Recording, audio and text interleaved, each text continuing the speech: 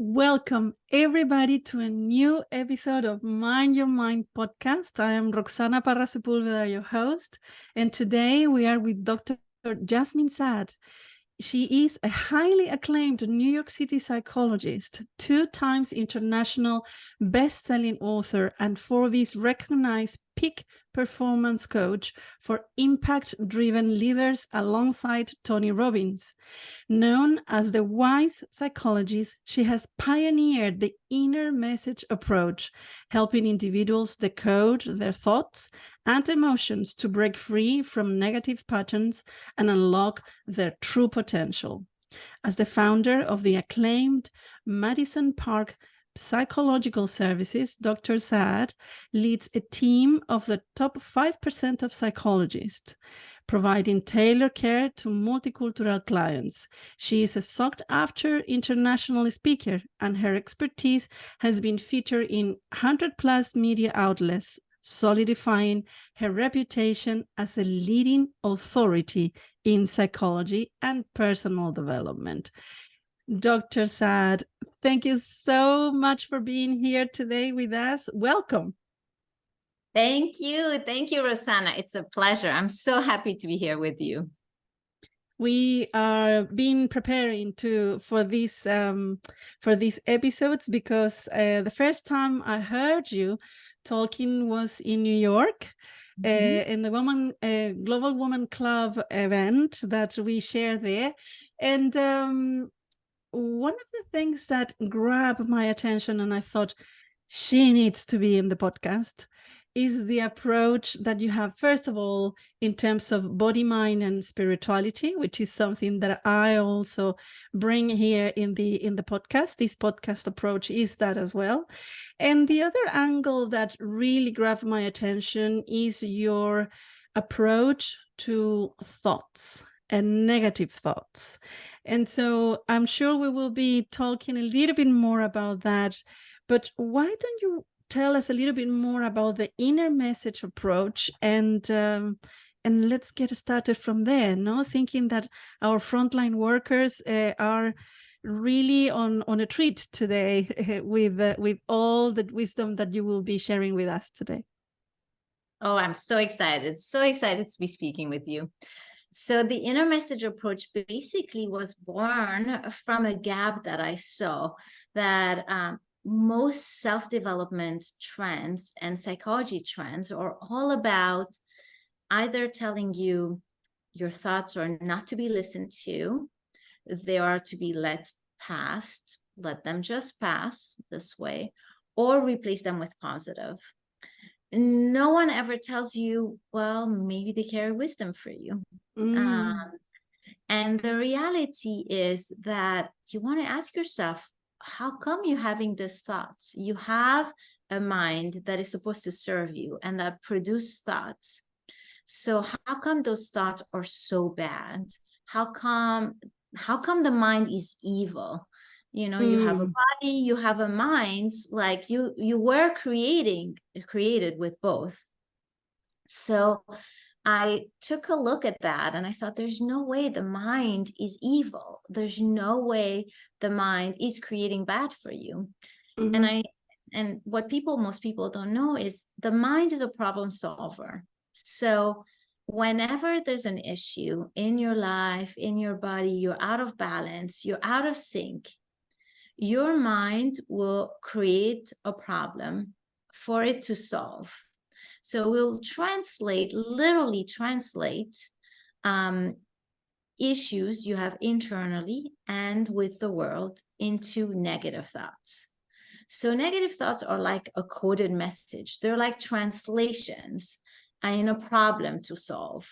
So from there, if you can decode them back, you get access to you. You get access to what your body and mind is needing for you. And so I always say your mind is an ally, is not a foe.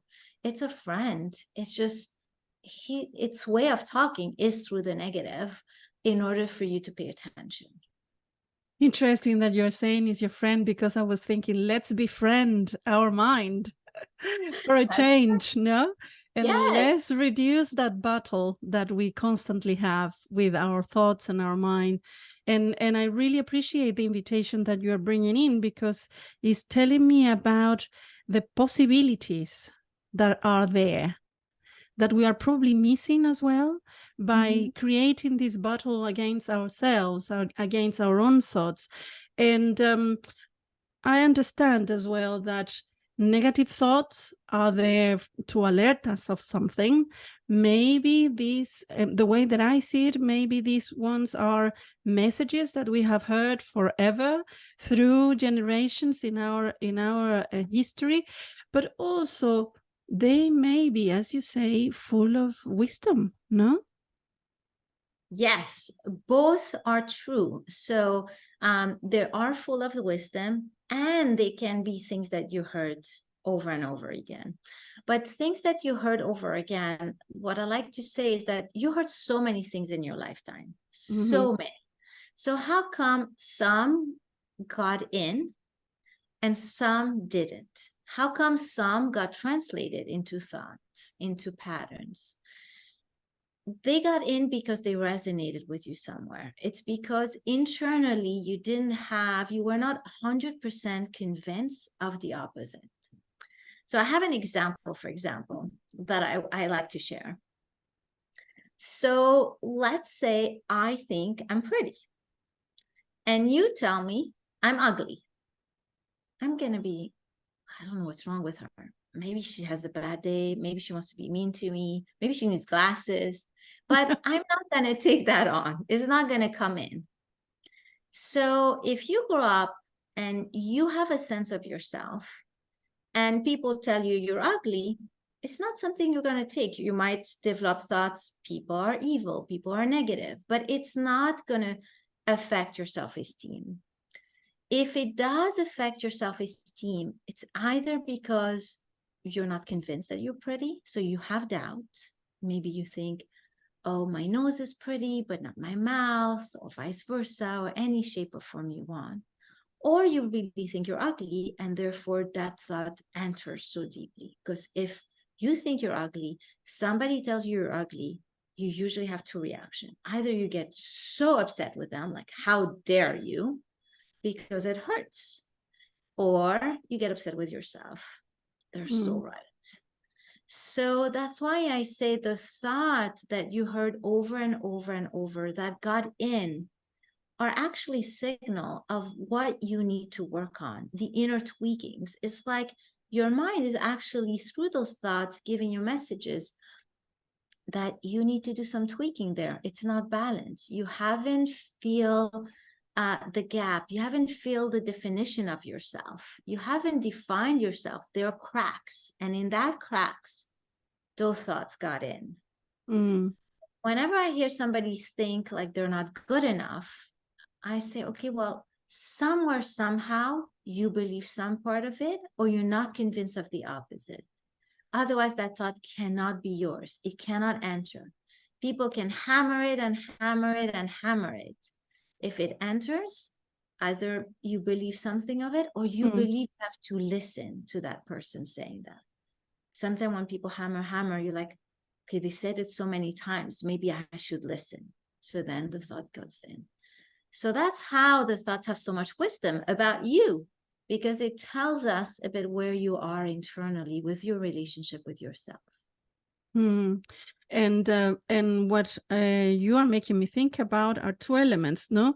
This aspect of the development of our brain, evolutionary, was created and is the function of our brain is to pay attention to negatives in the world as a mean of evolving, as a mean of preservation. We need to be alert of threats. We need to be alert of negatives. But what I'm thinking as well, that's one element that is very useful and is necessary, but it's also something about balance that I'm hearing on what you're saying, in terms of how, and the way that I'm understanding it is in terms of how do we create an understanding of ourselves first, and like rooting and knowing where we are standing with ourselves and within, So we can then face those adversities. We can then probably bounce back and not internalize those negative messages and so on. Yes, you said so many good things here. I'll tell you the little bits because we can go in many different pieces. Yes. The first piece, you know, I mean, we're descendant of animals, so our mind is like a high alert mind. When it's activated, you become into planning, predicting, anticipating. The mind is meant to solve problem, is meant to alert. So in the same way you describe, like there is an issue, the mind is like, oh, have you thought of this? What's wrong with that? And then the mind starts thinking as an attempt to prepare you. When you're in that state, you're in a state of fight or flight. So that means you're activated, there's a danger, you're in danger zone. So when you're in that, the mind is on automatic. And the danger about that is you have a hard time processing. It's meant to make you move. It's like an animal, you know, Yes. they see a prey, they have to jump. There's no thinking. So the mind is the same. They see a danger, it creates this thinking thing so that you move into action. The danger is that we actually don't have as much danger. Like the danger is based on your own capacity. So as you said, if you have a good definition of yourself, if you know who you are, you'll feel less in danger in certain situations because you can rely on you. If you have less of a definition and you rely more on effort and other things, you'll be a bit more in danger zone.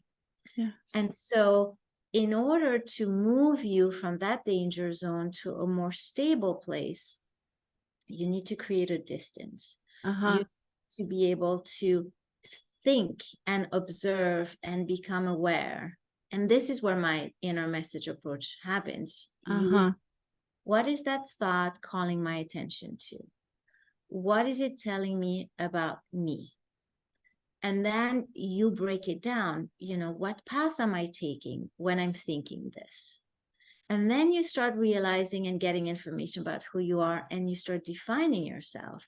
And now suddenly you're stable, you're rooted, you're anchored, and you're no longer basically this passenger seat in the car. You're the driver in the car. And suddenly you understand this machine operating between your two ears and what it's doing. And so you understand what it's doing, what it's telling you, and you can decide, okay, with this, I'm going to move into action. With that, I'm going to more do inner tweaking, or I'm not ready yet. I'm just going to observe. There are many, many possibilities, but like that, it gives you grounding and balance. And so that way of summarizing everything you say. Interesting, because it's also making me feel quite hopeful, because it sounds like there is a lot of options and opportunities in going into this exploration. And something that you know, as you know, the podcast is thinking about everybody that is working with people that are survivors of traumatic experiences, everybody that is working in the front line in different roles in diverse organizations and around the world, really, and taking into consideration that they are exposed to this persistent threat, this persistent alarm, this position that you describe of being in fight or flight can be quite persistent. So what do you think, or how frontline workers around the world can use this intentionality of starting to understand better themselves and find that place of balance? What would you say for that? Yes. So there's several steps. The first step is you want to identify what are you feeling and what are you thinking. So most commonly, frontline workers usually they experience burnout, they experience fatigue, they give everything of themselves, and it's tiring. It's almost like a fight against death. They're always trying to rescue someone, heal someone. So it's always a fight. It's always coming, fighting, And so this fight means that you're managing a lot of what we call aggression. Like there's a lot of adversity coming at you. So based on that, based on who you are, you will either end up, okay, I need to release this. I need to go, exercising afterwards to release this, or you get depleted. You don't have any more to give. But wherever you end up being, that state of being tells us a bit what's happening and what needs inner tweaking. So for example, if you are really tired, you want to ask yourself, what are you thinking? Sometimes people are tired, they're demoralized because they feel it's so unfair. It's so unfair. Like those poor people, or I did so much. There's an unfairness.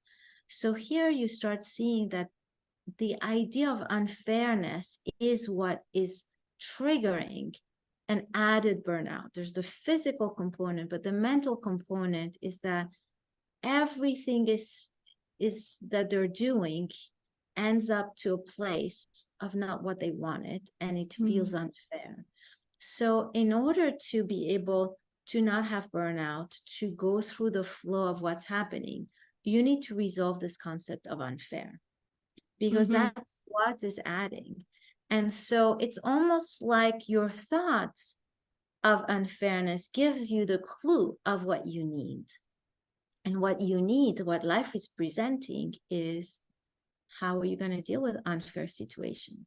Because the way you're dealing with them right now is depleting you. And so really unfairness is at the root of what you need to work on for yourself. If you were to accept unfairness, or if you were to more see fairness in certain area, unfairness in others. Because usually when we see unfair, we really put the weight down on unfair, but there's a lot of fair things. So rebalancing this balance, or accepting it is not fair. So then what? And for a lot of people, when it's unfair, it makes them feel out of control. It makes them feel in more danger. And so then it becomes, well, how can I feel safe if it's unfair? So now we're talking about deeper issues. Exactly. And also comes feelings as anger and guilt, the difficulties, and in that process on fairness and unfairness, which sounds to me very deep and important to consider as well, is this element that when we are in that process of doing an assessment or having to make, for example, clinical decisions, or after an assessment, determine what the organization will be able to provide for that person, or, frontline workers that have to be doing are in what I call that gray area, that are constantly leading with different elements and having to make very important decisions that will affect the life of someone else. But in that, there is also not only the element of fairness and unfairness, but also limitations that are given by the organizations, the circumstances that they are in, and therefore sometimes, even though it's terribly unfair, they still have their hands tied somehow and cannot provide as much as they would like to, or how much they may see is fair to provide. It is a difficult dilemma, that one, I think. It is very difficult. I think being a frontline worker, it's very difficult because you have to think fast. You have to work within a system. There's so many different components that you're not as free. You're not as free if it was your own hospital, your own work, and you would set the rules and you would do it. So there's a lot of limitation, a lot of constraints with a lot of pressure. So that's what makes it very frustrating and very difficult. But I like to think of things that every place you enter, every event you find yourself in, every situation carries in it a challenge. And that challenge is for you. And if you can see it as a growth opportunity, then you see everything happening as your own path of self-development. If you see it as saving lives, you won't take the time to analyze your thoughts. You won't take the time to change anything. You'll just be on doing and doing and doing and doing. Because a lot of frontline workers, what they usually say is, well, I don't have time to look at my thoughts. I don't, like, in the moment of the action, there's no time. And this is not the time. And this is not the absolutely. time. So in those moments, you want to act. But afterwards, when you go back home and image come back and things like, you need time to process, digest, and understand a bit your own challenges. What is your own challenge with the situation? What can you do for yourself? And I always say, the question and the thing to see is, life is presenting a challenging situation to you, and your job is to find a creative solution to it. And the creative solution is always in an inner working. It always involves a little tweaking, because changing systems is very hard, but changing internally so that you can flow with the system is the way to go. But only if you want to embrace that perspective. But if you do, life will become so much easier, because everything that comes becomes a challenge for your own growth. And from there, you discover new thing within you, you discover new aspects about yourself, new capabilities, and you then can serve your mission of helping people so much more. Yes, and it sounds to me like moving from a place of hopelessness to a place of hope, of opportunity, and the acceptance as well, because it's not only about the acceptance of certain situations or certain moments in which we cannot do anything else to help and so on, but also is the acceptance of who you are and where are you at with all what it is presented to you in life right now, in this moment. Some say that you have all what you need to be in the best of you right now, right here. This is the moment. That's it. No? Yes, 100%. And my approach, what it does, it moves you from a place of no agency, a place of being you're victim of the world, to a place of agency, that you do have a lot of agency. There's a lot that can be done. And when you get in touch with that, that creates hope. That creates a sense of strength against adversity, and a sense that you can create the life you want with the limitation that life is bringing you. So it's a total shift of position from being the recipient of negative, having to be limited, a lack of freedom, lack of agency, to a place where you do have so much more power, so much more strength, and when you co-create a life with your life. Oh, I love that. Co-create a life with your life. Definitely, that sounds fantastic, because it's about co-creation, really. It's about embracing and accepting. There is a lot of self-compassion and love, but also I know that when I find in so many occasions my supervisees, for example, in places of being really demoralized, it's not strange to see people get into a place of being demoralized through the work. And very recently, I was in a conference when someone said, I came to the conference completely demoralized in terms of the world and why everything is so dark, and the material that we are working. When we work with trauma, we are working with the dark side of humanity, right? So it requires sometimes the input of others too, to have that help, that holding hand sometimes, or that help, or those conversations that will lead us to embrace new viewpoints too, no? And so for us to little by little start to move towards a place that is more of co-creation with life, as you say, is an exercise to do. I think it's something that we need to do kind of over and over again and intentionally. What do you think? Absolutely, absolutely. It's a work in progress. We're all in Yes. development. Mm. Absolutely.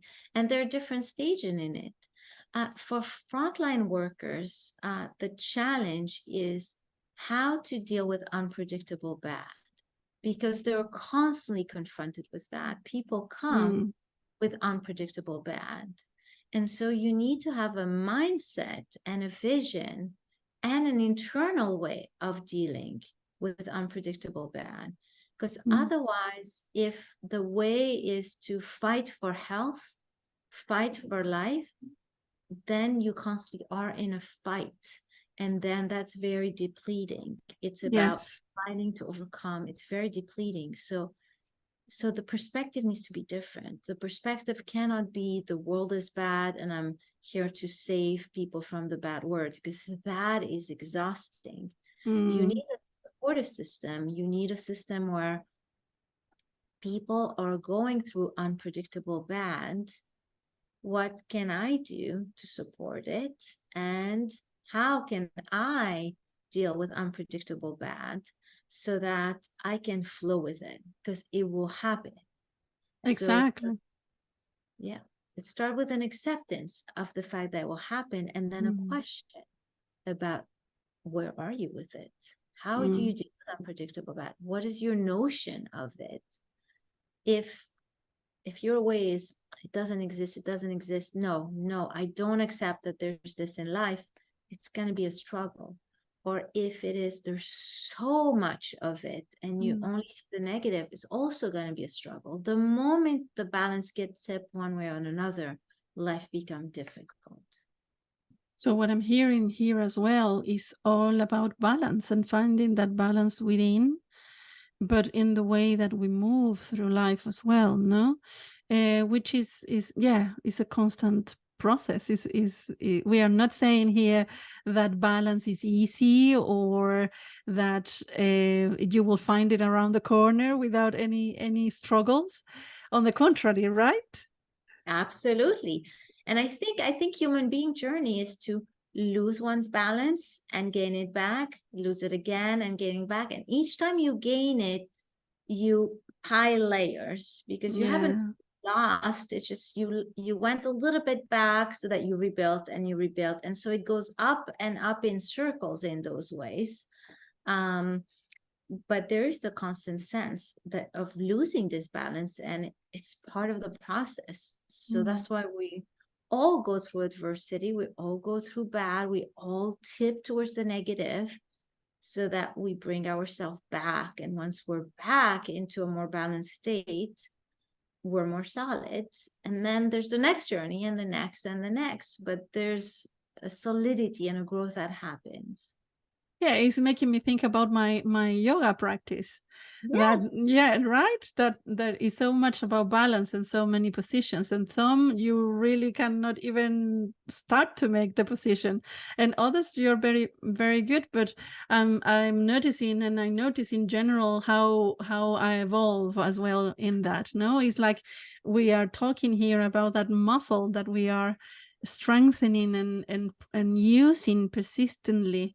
And I think that muscle is the muscle of looking inside, recognizing your emotions, taking the time to recover and restore as well after a long, difficult day.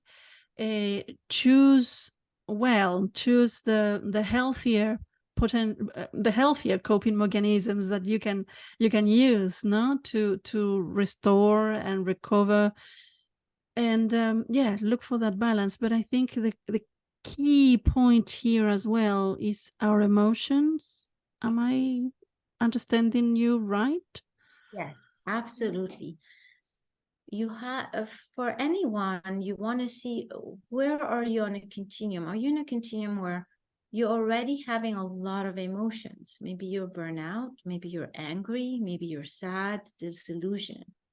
If you're in that place where you're already into a lot of emotion, the first thing is you want to release them. They have to get out of the body because they're there now. It's at the place where they're already there. So a release needs to happen. And then you need to look at your relationship with them, because some people get upset that they're upset. They get upset that they're in. And so then we have to let go of that upset. And it needs a little bit of a mindness shift and a lot of kindness, as you said, a lot of love. Yes. Kindness. So release and kindness are what is needed. Once that happens, you can actually release the emotion. If there's no kindness, you end up being upset with yourself for being upset, and the upset feeling doesn't go away, and it builds up and it builds up, and there's no release possible. So you need that. And once the release actually happens, then you're able to actually look at the emotion or look at what's happening. And you're able to ask yourself, okay, what is triggering that feeling? And then this is where you'll go into maybe I think things are unfair. Maybe I have difficulty dealing with unpredictable bad, maybe. But here it's a bit of an assessment of yourself. What needs support? Also in a loving way, not in terms of deficit, but in a loving way. What you need support so that you can live in this life and in this job more smoothly, happily. And so that analysis comes. So for some people, they're not at the emotion. They're at the place of seeing problems and seeing where they could. So they're in a place of analysis. And so they start there. So it all depends where people are on a continuum. Most of the time, the continuum, if people start hopeful, happy, and then they start seeing problems, they worry a little bit, and then they get burnout with a lot of emotion. So, and people can be at different places in that continuum. And based on that, they can do things differently. I'm so pleased that you're talking about this continuum, because that's something that I have always tried to explain to my super VCs, everybody that I work with. And on the very first episode of this podcast, I am talking about that continuum, because as you were saying, I believe that all of us are somewhere in that continuum, from thriving to burnout, and we can see that progression as well, right? Because we can see when people are just starting their career in front line, either as a social worker or a nurse or an advisor, they are full of energy and very, very much enthusiastic and wanting to do a lot, no, and solving lots of problems, being extremely effective and full of energy and enthusiasm.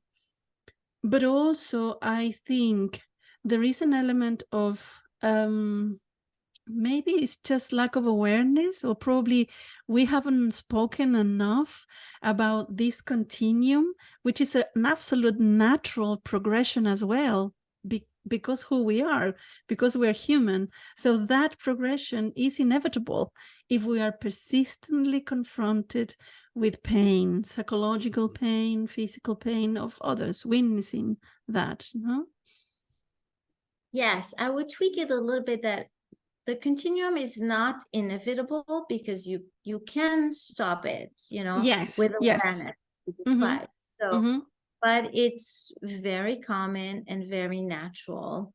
And as human beings, we often pay attention when we have symptoms, when we feel not well. Otherwise, we don't really pay attention. We want to live a happy life, and we're go.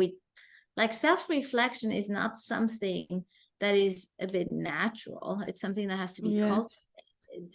As human beings, we want to more achieve, have, get, be, enjoy, live. But reflection, awareness only happen with adversity. Very rarely someone is inclined to love that, want that. Yes. Do you think that cultivating spirituality, this is making me think about that sense of spirituality? I'm not talking about religion, but to have that sense of introspection, Is that a word in English? Yes, Introspection? Yes. Yeah. Okay. Sometimes I invent words.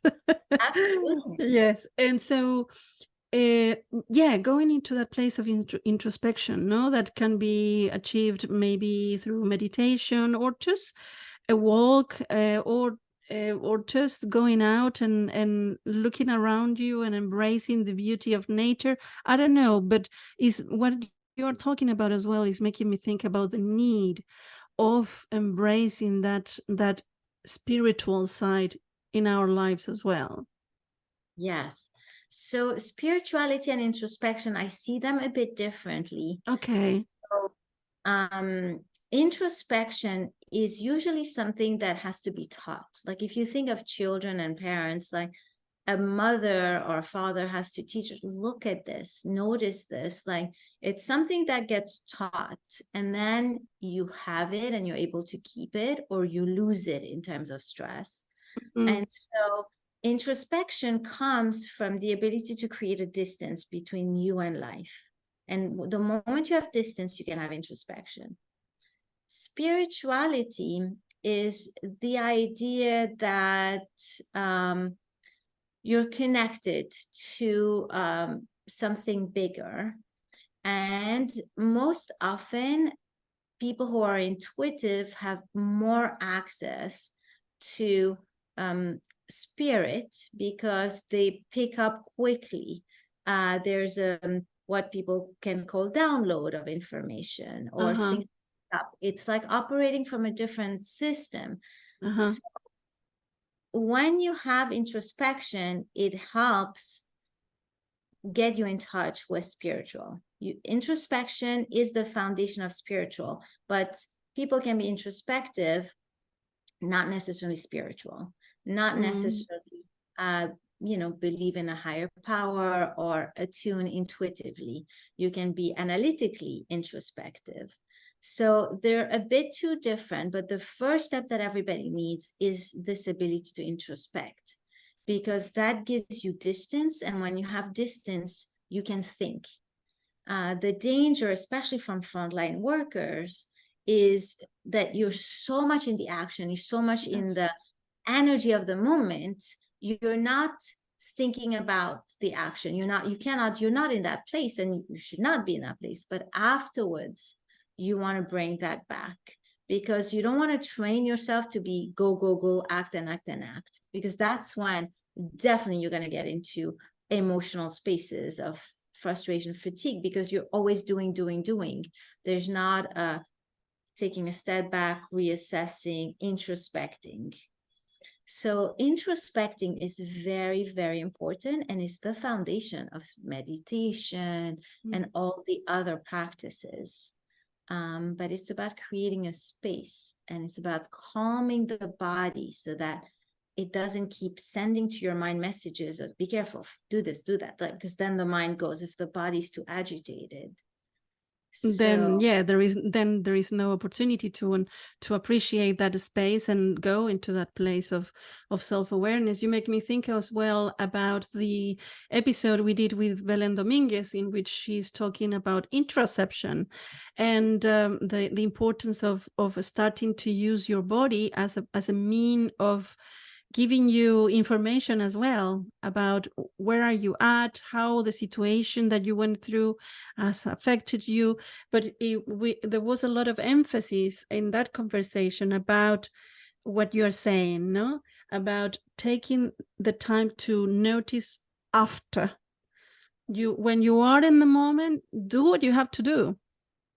And then you need to it's important to emphasize that use of a time, a moment that help you to decant, probably calm your body as well, no? As you are saying, to have that space to reflect. Absolutely. I mean, I like to call it like an inner shower. We shower every day, sometimes twice a day, to clean outside. But we want to do the same thing on the inside. You go through so much during the day, and especially frontline workers. Yes. So you want to take time at the end of the day to scan out. You want to take time to see, How is your body feeling? Are you tense somewhere? Maybe, you rush to do something and you got a cramp and you don't realize it. Can you go and relax that area? Can you go and clean what has happened? Like, so it's very important, because when the body is off balance because it received a lot and performed a lot, well, the mind picks up there's a fire alarm in the body, and then it creates fight or freeze, states that we talked about, that it starts thinking, planning, predicting, and then there's no space for introspection. So it's very important. That's why self-care, massage, acupuncture, acupressure, scanning relaxation, muscle relaxation techniques, all of those are really, really important for the people who connect to them. Very, very important, and interesting that you use the analogy with the inner shower. That will stay with me forever, because I personally use a lot water to do exactly what you're saying. When I go out of a session, I normally use water, wash my hands or my arms, or even my face, to just let that process of, is like running through. I like the idea of the water running and passing and helping to move the energy as well. No, that's something that I personally do. But what we always talk about here in the podcast, and I'm aware of the time, is two things. One is that everybody needs to find their way. No, we are inviting here and giving you lots of ideas, and very meaningful, important ideas about how you can get into that place of understanding yourself, defining yourself, finding your place in the world, and then moving from there. No, that in itself will make you more resilient. If you were to say one, I normally talk about the power of one, and doing one activity that people could choose to try and decide if they want to incorporate it in their self-care repertoire. What will that be for you? Oh, that is so good.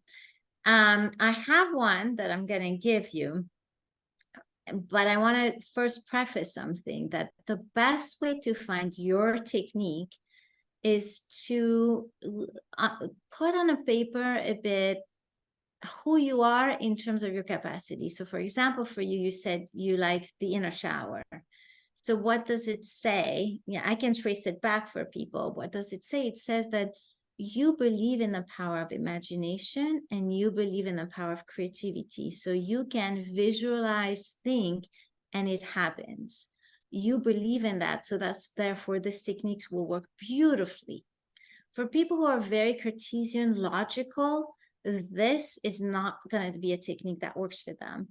So now, I worked it backwards to figure out the technique for you. But for people, the way to start is, okay, who am I? What are the adjectives? Ask people, are you creative? Are you caring? Are you compassionate?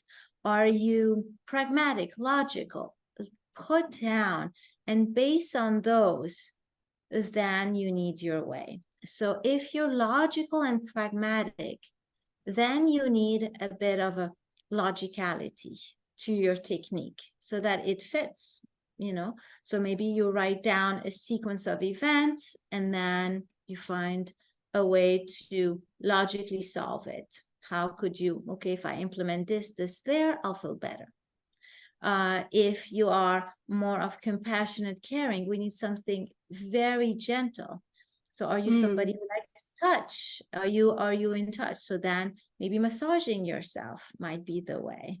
Or maybe you're caring, but you're not at all into touch. Maybe you're into stimulation with music. So listening to music that's very soft will be your technique. So it starts with you, because what will work is based on who you are. Now, I'll give you a universal technique, but that technique also can only work if you believe that you can massage certain places in your body to soothe, calm down. So this is a traditional Chinese medicine technique. It's called energy gate number 2. That is, I'm going to lower this so that people can see. It's between your two breasts. Mm-hmm. Right here, there's a point that is very relaxing point. And if you put a hand and you put the other hand and you start doing circles, gentle circles. So the circles are very gentle like that. They're not heavy. They're very gentle. And you put your hand and I like to close my eyes. And then you put 9 circle one way. And just gently, and you breathe through normally. Like that. 9 one way and 9 the other way. That should be a very relaxing point. Very relaxing. So for people who are into connecting to their body, relaxing their body, they would really, really like this. People who need science, evidence, and all of that might not feel it as much. And that's it. And then you see how you feel. It's supposed to be very relaxing. So Very much self-soothing. that's right. Right? Exactly. Yes.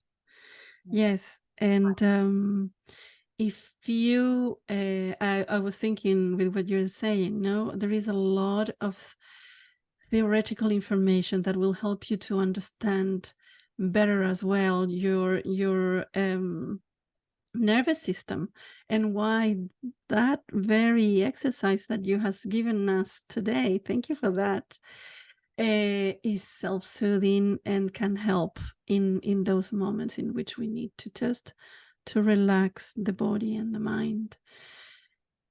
Dr. Saad, thank you so very much. I'm really grateful for our conversation, for you being here with me today, and for everybody that is listening. If you like what you are listening and you think that someone that you know may benefit from what you're hearing today and seeing today and the many techniques and ideas that you have shared today, Dr. Saad, please share the podcast and give us a like, or just tell everybody that you know about it and help us to help.